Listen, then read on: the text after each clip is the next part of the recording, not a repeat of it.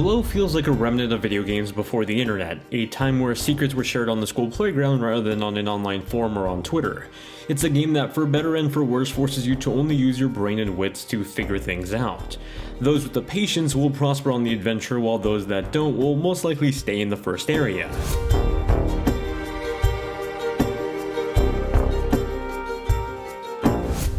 Below starts off in one of the most bizarre openings to a video game that will probably turn off a bunch of people from the get-go, and that's going to be a trend for this game. You see, upon starting, you spend a solid 5 minutes doing nothing as the camera zooms in on your character's boat arriving on the island. From a creative standpoint, it's an interesting way to show just how small you are in this large world, but as a player, it sure didn't need to be 5 minutes long. It can be a rough start. Once you finally get to the island and can move around, you're left to explore and solve its mysteries.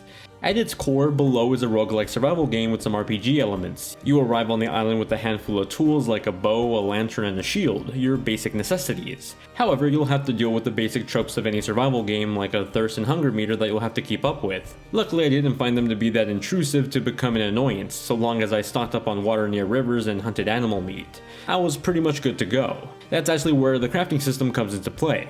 Along with food, you can craft together items for your adventure out of the items in the world.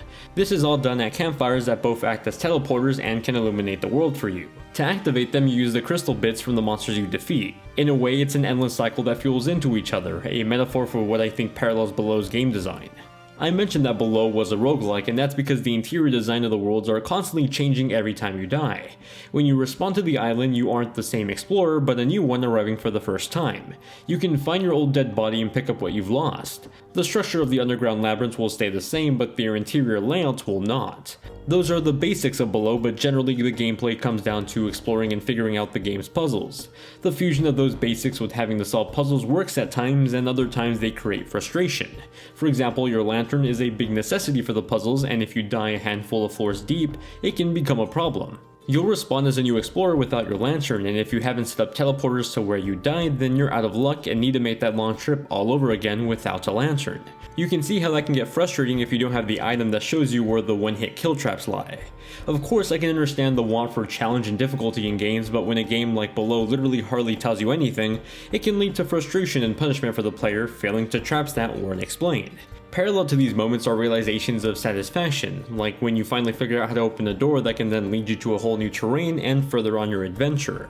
Ultimately, Below is a very challenging game that will test your critical thinking and patience. It can both provide a challenge that's fair and one that's overbearingly frustrating for the sake of just being difficult. I think that'll be the problem for a lot of gamers that don't have the patience for it. Not to say that their grievances don't have any merit to them. For those with patience, you are rewarded with some puzzles and fights that'll only further pique your curiosity, but with some bumps along the way. It's a setup that I think could have been done better, but I also understand it's purposely trying to be as vague as possible, and I think that's most apparent by the game's very "what the heck does this all mean" ending.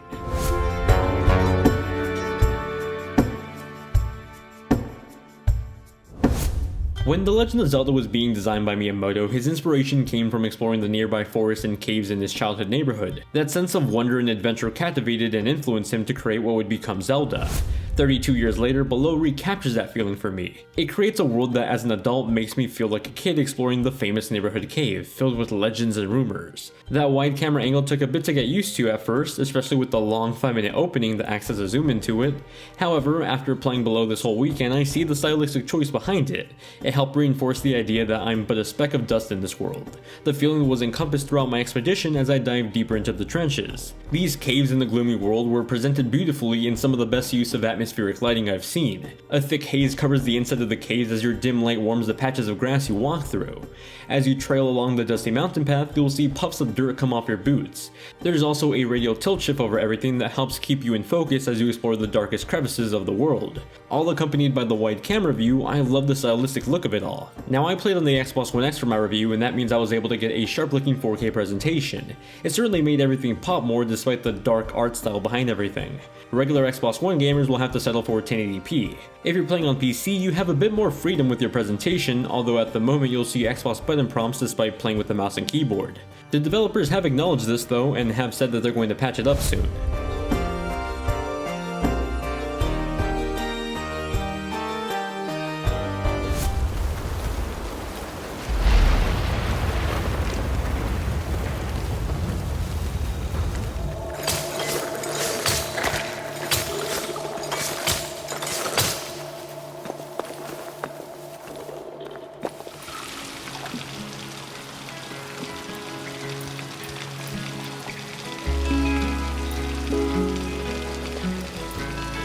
Like its visuals, Below doesn't slouch when it comes to audio design and music. More often than not, you won't be greeted with music, but rather the ambient noise of the world around you. A stylistic choice that I think helped paze a feeling of isolation while exploring. Scurrying through the tall blades of grass on the mountaintop, you're not greeted by a peppy symphony or melancholy tune, but rather the sound of a thunderstorm chasing you. As you take a break inside the caves, you can make out a symphony composed of a stream of water by your side, the embers of a campfire illuminating you as you put your backpack down for a rest. It's lovely and it nails the tone. When music does play, like when you're crafting together items at a campfire, it all seems to sync up together. The sounds of me selecting different items to fuse together along with the guitar strings in the background sound beautiful, like a nice closing to a long day of exploring. It's one of the more prominent tracks for Below, with a lot of the other songs not being as memorable, mostly because they start to blend in with the ambient noise of the world.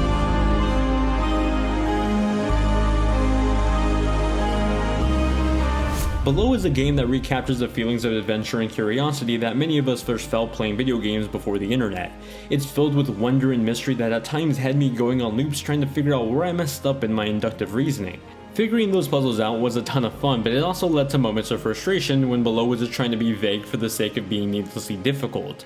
It's that up and down ratio that causes a few bumps along the beautifully presented journey. I give Below a 7.5 out of 10. Thanks so much for watching my review. If you liked it, then consider sharing it and subscribing. I upload new reviews on the latest video games every single week. You can also find my gaming usernames and social network links in the description down below. Hope you all have a great day, and keep on gaming.